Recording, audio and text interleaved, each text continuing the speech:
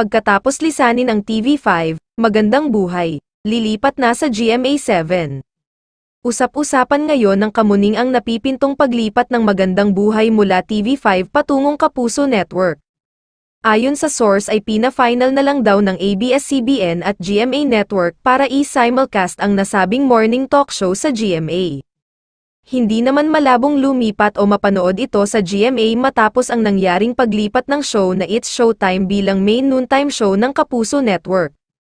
Marami ang nagulat nang hindi napanood ang kapamilya morning talk show na Magandang Buhay sa TV5. Wala kasing abiso at ang alam lang ng marami ay mapapanood na ito sa bago nitong time slot na 6 AM sa Kapatid Network. Nag-post kasi ang Kapatid Network last week na muli nilang ililipat ng time slot ang nasabing morning talk show na mula sa 7 AM ay magiging 6 AM nga. Imbes nga na Magandang Buhay, ang mapanood ng kapatid viewers sa 6 AM time slot ay ang radio show na Ted Filon at DJ Chacha sa Radyo 5 ang sumalang doon.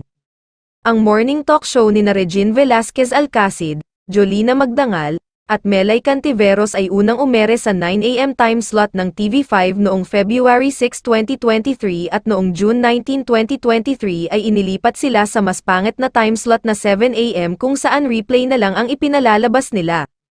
Kahit walang statement na nilabas ay kinumpirma na ng programa na hindi na sila e-ere sa TV5 dahil sa bago nitong cover na in-upload nitong Lunes kung saan wala na ang TV5 logo. Hindi naman nagustuhan ng mga kapamilya fans ang naging trato ng TV5 sa kapamilya show.